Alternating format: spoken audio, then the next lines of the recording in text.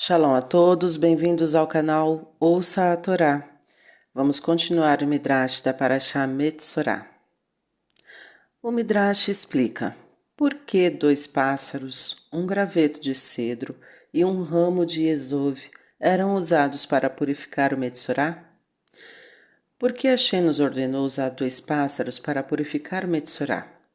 Hashem queria indicar a ele: você agiu como um pássaro. Um pássaro pia constantemente. Você falou e falou sem cuidar do que falava.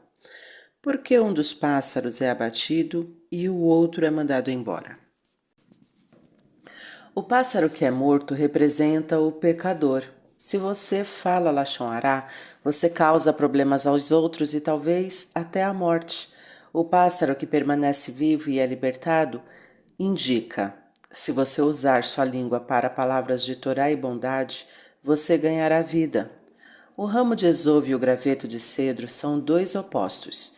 O cedro é a mais alta de todas as árvores e o esove é o menor de todos os arbustos. É lembrado, então, ao Metzorá, porque você falou Lashon Hará? Porque você achou que era uma árvore de cedro melhor do que os outros? Para evitar que você volte a falar Lashon Hará no futuro, você deve se sentir humilde e pequeno como um ramo de esove. Porque Hashem trazia tsaraat nas casas.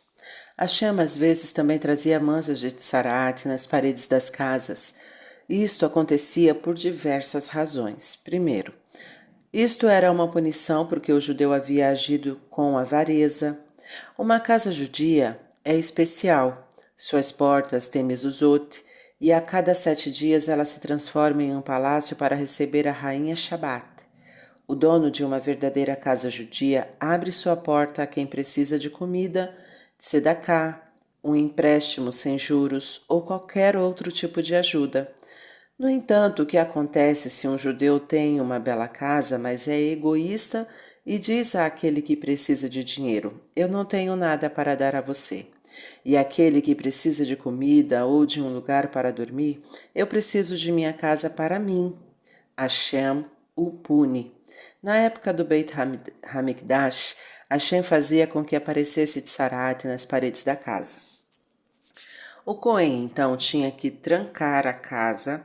Agora o dono não poderia mais entrar em sua própria casa, da mesma forma como ele fechara as portas que vieram em busca a pessoas que vieram em busca de ajuda. E se as manchas de tsarat continuassem voltando, a casa tinha que ser demolida. Desta forma, Hashem puniu o judeu mesquinho por não compartilhar de sua casa e posses com outros judeus. Segundo, isto advertiu o judeu de que um castigo pior poderia acontecer.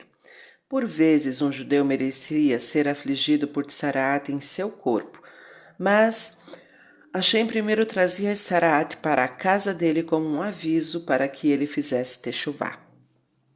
Terceiro, isto ajudava a fazer de Eretz Israel uma terra de Kedushá, santidade. Quando os judeus se estabeleceram em Eretz Israel na época de Yehoshua, eles não precisaram se preocupar em construir casas. Eles foram morar nas casas maravilhosas construídas pelos canaanitas, que viveram ali anteriormente. Mas muitas daquelas casas foram erigidas em honra aos ídolos canaanitas. Hashem não queria que os judeus vivessem em casas que foram construídas para idolatria. Assim ele fez com que aparecesse tsarat nas paredes daquelas casas. Elas foram demolidas e casas completamente novas foram construídas em seu lugar. Desta forma, Eretz Israel se tornou uma terra de Kedushá, onde não havia casas para a idolatria. E quarto, tsarat nas paredes era uma recompensa. Tsarat por vezes aparecia nas paredes de uma casa cujo dono não havia pecado. Para ele, tsarat era uma recompensa. Quando os cananitas ouviram que os judeus estavam prestes a entrar em Eretz Israel, muitos deles esconderam ouro, prata e objetos preciosos nas paredes. Isto jamais teria sido descoberto se as manchas de tsarat não aparecessem nas paredes. Se um judeu fosse merecedor, Hashem fazia com que Tsarat aparecesse exatamente no lugar onde o tesouro estava enterrado. A fim de se livrar da Tsarat, aquelas pedras tinham que ser removidas e, veja, a família encontrava ouro e prata por trás delas. O que acontecia se uma casa tivesse Tsarat? Se um judeu que morasse em qualquer cidade de Eretz Israel, exceto Yerushalayim, onde nenhuma casa jamais poderia se tornar tamê, encontrasse uma mancha vermelha escura ou verde escura na parede de sua casa, ele chamava um Cohen e lhe dizia: eu não tenho uma mancha ou várias manchas em uma de minhas paredes. Elas parecem ser Tsarat. O Cohen ordenava antes de eu entrar, tire todos os objetos de dentro da sua casa. Desta forma, os pertences não ficariam tamê caso o Cohen decidisse trancar a casa. Como explicamos uma das razões por que Hashem enviava Tsarat para uma casa, era porque o dono dela era avarento. Ele se negava a emprestar seus pertences aos outros, achando que assim ninguém descobriria quanta coisa ele tinha escondido em sua casa. Agora, ele tinha que colocar toda a sua louça e demais pertences na rua. Todos os vizinhos veriam os objetos que ele mantinha secretamente em seus armários. Quão envergonhado este judeu ficaria? Talvez, quem sabe, ele fizesse techuvá pela sua avareza. Então talvez Hashem faria com que as manchas de Tsarat nas paredes de sua casa desaparecessem ou clareassem. Mas, se o dono da casa não fizesse techuvá, o Cohen concluiria que a mancha ou manchas era Tsarat. Ele ordenaria: esta casa deve ficar trancada por 7 dias. Depois de 7 dias, o Cohen voltava e examinava as paredes novamente. Se as manchas tivessem desaparecido ou clareado, o Cohen declarava: sua casa está pura agora. Porém, se as manchas tivessem aumentado, o Cohen ordenava: eu preciso trancar sua casa por mais uma semana. Mas primeiro tire as pedras com as manchas e as substitua por outras novas. Se a Tsarat voltasse nas pedras novas ao final da segunda semana, o Cohen trancava a casa por mais uma semana.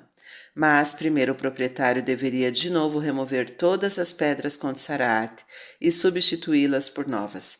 Se ao final da terceira semana as manchas de Tsarat reaparecessem nas novas pedras, o Cohen declarava: esta casa deve ser demolida. Se a Tsarat não aparecesse nas pedras novas, o proprietário poderia voltar para sua casa, mas primeiro ela tinha que ser purificada. Isto era feito da mesma maneira como uma pessoa com Tsarat em sua pele era purificada. 2 pássaros eram pegos, um deles era abatido e o outro libertado. Um pouco do sangue do pássaro abatido era misturado com água de fonte em um vaso. Um graveto de cedro, um ramo de isouve, eram amarrados juntos com um cordão vermelho e mergulhados na água com sangue. Então esta água era borrifada 7 vezes no umbral da casa. Finalmente a família tinha permissão de voltar para sua casa e se os membros da família houvessem sido avarentos ou arrogantes, eles, com certeza, tinham se tornado generosos e humildes. Primeiro todos os seus pertences foram colocados na rua. Depois sua casa fora trancada e eles ficaram do lado de fora por uma semana, e às vezes 3 semanas. Todo o tempo eles temeram que a Tsarat pudesse se espalhar e sua casa fosse demolida. Agora eles entendiam que a casa da pessoa e todas as suas possessões são na verdade de Hashem. Dinheiro e objetos nos são dados para serem usados para o propósito correto.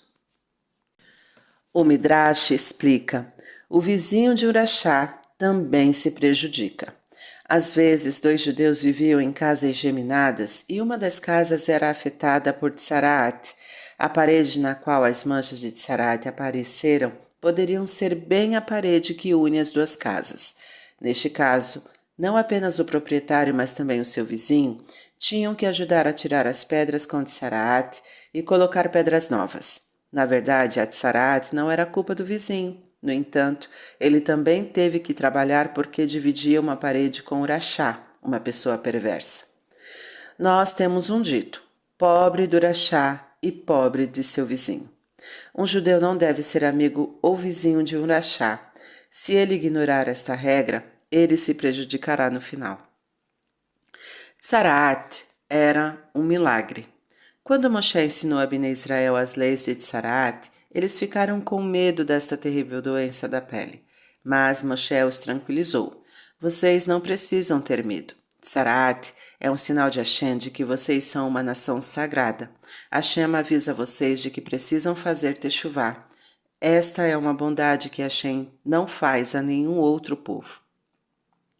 A Tzaraat provava a Bnei Israel o quanto Hashem cuidava deles. Ela mostrava de que ele pune aqueles que pecam. Os judeus tinham que manter as leis de Tzaraat somente em Eretz Israel, não em outros países.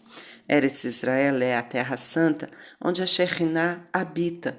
Portanto, os judeus que vivem lá devem cumprir mais mitzvot do que os que vivem fora da terra santa.